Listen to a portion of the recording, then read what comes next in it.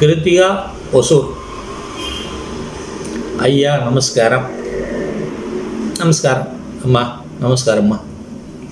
தற்போது 3வது திருமணம் நிறைய நடக்கின்றது. அதற்கு எந்த பாவத்தை பார்க்க வேண்டும்? விளக்கம் தாருங்கள் ஐயா. கேள்வி என்னமோ கேட்டுட்டீங்கம்மா. ஆனால் இதுக்கு பதில் சொல்கிறது ரொம்ப கஷ்டம். ரொம்ப ரொம்ப கஷ்டம். ஏன் அப்படின்னு கேட்டிங்கன்னா, இந்த ஜோதிட சாஸ்திரம் எழுதப்பட்ட காலத்தில் 2வது திருமணம் என்பதே அபூர்வமாக நடக்கிறது. அதில் 3வது திருமணங்கிறது அபூர்வத்திலும் அபூர்வமாக நடக்கிறது. ஆனால் ஜோதிட சாஸ்திரத்தில் 3வது திருமணத்தை பற்றி குறிப்பிடவில்லை. நான் படித்த வரைக்கும், நான் படித்த நூல்கள், என்னுடைய அனுபவத்தில் நான் பார்த்த வரைக்கும் 3வது திருமணத்திற்கென்று ஒரு பாவம் இருக்கிறத நான் கேள்விப்படவும் இல்லை, படித்ததும் இல்லை. எனவே அதற்கு எந்த பாவத்தை பார்க்க வேண்டும் என்பதற்கு பதில் சொல்வதற்கு வாய்ப்பே இல்லைம்மா. 2ஆம் திருமணத்திற்கு மட்டும்தான் ஜோதிட சாஸ்திரம், அது ஆண்களுக்கு மட்டும்தான் கொடுத்துருக்கு. நல்லா கவனிங்க. இது கொஞ்சம் சிக்கலான கேள்வி தான். இதுக்கு விரிவாக பதில் சொல்கிறதுக்கு வாய்ப்பு இல்லாதது தான். சில புதிய விஷயங்களை இதில் இணைச்சிட்றேன், உங்களுக்கு கொஞ்சம் பயன்படும். ஏன்னா இந்த கேள்விக்கு பதிலே சொல்கிறதுக்கு வழி இல்லை. 3வது திருமணத்துக்கு ஒரு பாவம் இருக்கிறதாக எனக்கு தெரியல. எனக்கு தெரியாத ஒரு விஷயத்தை பற்றி நான் எப்படி உங்களுக்கு விளக்கம் கொடுக்க முடியும்? கிருத்திகா சொல்லுங்க பார்க்கலாம். கொடுக்க முடியாது இல்லையா? 3வது பாவம்னு ஒன்று இருக்குது அப்படிங்கிறதுக்கு நான் இது வரைக்கும் படித்ததும் இல்லை, அந்த பாவத்தை பார்த்ததும் இல்லை. என்கிட்ட 3வது திருமணத்துக்கு வந்திருக்காங்க, பலர் வந்திருக்கிறாங்க. ஆனால் அதுக்கு ஒரு பாவம் இருக்குது அப்படிங்கிறது தெரியல. 2ஆம் திருமணத்திற்கு பாவம் இருக்குது, அது 11ஆம் இடம். 11ஆம் இடம் மறுமணஸ்தானம் அல்லது இளையதாரஸ்தானம் அப்படின்னு சொல்லலாம். அதுவே கல்யாணம் பண்ணிக்காமல் சின்ன வீடு வச்சுக்கிட்டு இருந்தால் அது கூட அதையே சொல்லுது. அந்த 11ஆம் இடமே சொல்லுது, கல்யாணம் பண்ணிக்க முடியாது பையன், சின்ன வீடு வேணால் வச்சுக்கிட்டு இருக்கலாம் அப்படின்னும் காட்டி கொடுக்கும். அந்த 11ஆம் இடம் தான் காட்டி கொடுக்கும். ஆகையினால 3வது திருமணம் நிறைய நடக்கிறது. ஏன் நடக்குது? இது சமுதாய குற்றம், காலத்தின் கட்டாயம். அதனால தான் 3வது திருமணம் வரைக்கும் போகுது. முதல் திருமணத்தையும் விட்டு 2வது திருமணத்தையும் விட்டு 3வது திருமணம், ஏன் 3வது திருமணமும் போய் 4வது திருமணத்தை கூட வந்திருக்கு. இப்படியும் உண்டு. காரணம், இந்த உலகமே படைக்கப்பட்டிருக்கிறது ஒரு விசித்திரமாக படைக்கப்பட்டிருக்கு. இதை படைச்சவனும் ஒரு விசித்திரமானவன். இந்த ஜோதிட சாஸ்திரமும் ஒரு விசித்திரமானது தான். புரியுதம்மா? இந்த ஜோதிட சாஸ்திரமும் ஒரு விசித்திரமானது தான். ஆகையினால சில விஷயங்கள் இந்த ஜோதிட சாஸ்திரத்தில் மறைமுகமாகத்தான் வைக்கப்பட்டிருக்கு. எல்லா விஷயங்களும் வெளிப்படையாக வந்துவிடும் ஜோதிட சாஸ்திரத்தில் என்று சொல்லவே முடியாது. சொன்னால் அது சுத்த பொய்ன்னு அர்த்தம், அப்பட்டமான சுத்த பொய்ன்னு அர்த்தம். எல்லா விஷயங்களையும் ஜோதிட சாஸ்திரம் வெளிப்படுத்துவதில்லை. சில விஷயங்கள் சில காலங்களில் சிலரால் மட்டும்தான் வெளிப்படும். சில விஷயங்கள் சில சமயங்களில் சிலரால் மட்டும்தான் வெளிப்பட முடியும், எல்லோராலும் வெளிப்படுத்த முடியாததை. அப்படி அனுமதிக்கலை அந்த ஜோதிட சாஸ்திரம். உருவாக்கினவங்கள யார் உருவாக்கினாங்க? படைத்தவன் தான் உருவாக்கினான். யார்? நம்மளை போல் ஒரு ரிஷிகள் மூலமாக அதை உருவாக்கியிருக்கான். பராசர முனிவர் நம்மளை போல் ஒரு மனிதர் தான். அதுக்கு 18 மகரிஷிகளும் நம்மளை போல் மனிதர்கள் தான். அவங்க என்ன? அவங்க ஞானிகள், யோகிகள், மகான்கள், தவ சிரேஷ்டர்கள், முனிபுங்கவர்கள், ரிஷிகள், மகரிஷிகள். இப்படி அவங்களுக்கு ஒரு பிரத்யேகமான ஒரு தகுதி இருக்குது. நமக்கு அந்த தகுதி இல்லை, நாம் சாதாரண மனிதன்.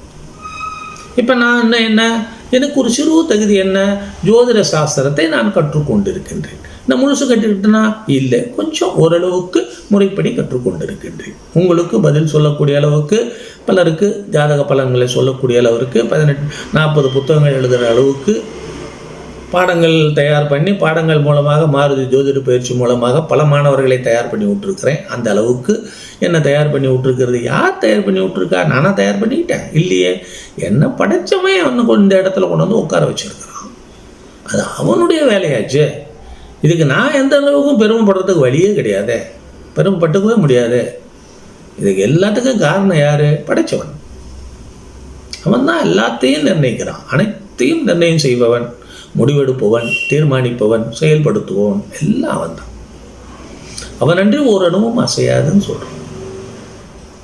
அப்படி இருக்கும்போது இந்த 3வது திருமணம் எல்லாம் எப்படி ஏற்படுது? அவன் ஏற்படுத்துகிறான். இந்த கரு உற்பத்தியாகும் பொழுது பிரம்மதேவன் இவனுடைய அனைத்து விஷயங்களையும் நிர்ணயித்து விடுகிறான். அதை எப்படி வெளிப்படுத்துகிறான்?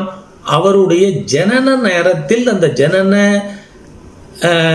நேர அடிப்படையில் ஜாதகத்தை அமைத்து, அந்த ஜன நேர அடிப்படையில் இருக்கக்கூடிய கிரகங்கள் எங்கே இருக்குதுங்கிறத அறிந்து, அந்த ஜனன ஜாதகத்தை தயார் செய்து, அந்த ஜனன ஜாதகம் மூலமாக சில விஷயங்களை அறிந்துக்கோன்னு சொல்கிறார். எல்லா விஷயங்களையும் அறிந்து கொள்ள முடியும்னு சொல்லலை, சில விஷயங்களை அறிந்து கொள்ளலாம். அது எப்படி? தேவைப்படும் பொழுது எப்போ அது வெளிப்படணுமோ அப்போ, யாரால் வெளிப்படணுமோ அவரால். ஆனால் இதை மறந்துட்டு என்ன சொல்கிறாங்கன்னா, அவர் சொன்னார் சார், இவர் சொல்லவே இல்லை சார் அப்படிம்பாங்க. அது தப்பு. இப்போ நான் இன்னொருத்தர் சொல்கிற சாதாரண ஒரு ஆள் சொல்கிறத கூட நான் சொல்ல முடியாது. ஏன் சொல்ல முடியாதுன்னா, எனக்கு உத்தரவு இல்லை. அவனுக்கு உத்தரவு கொடுத்துருக்காரு, இந்த விஷயத்தை அந்த ஆளுக்கு இதை சொல்லு அப்படின்னு அவருக்கு உத்தரவு கொடுத்துருக்காரு, அவன் சொல்லிட்டார். இப்போ எனக்கு என்னென்ன உத்தரவு வந்துருக்குதோ அதை மட்டும்தான் நான் சொல்ல முடியும். அவர் சொன்னதை நான் சொல்லலை, நான் சொன்னது இன்னொருத்தர் சொல்லலைன்னு சொல்லக்கூடாது. இது ஜோதிட சாஸ்திரத்தினுடைய மூலமே அடிபட்டு போயிடும்.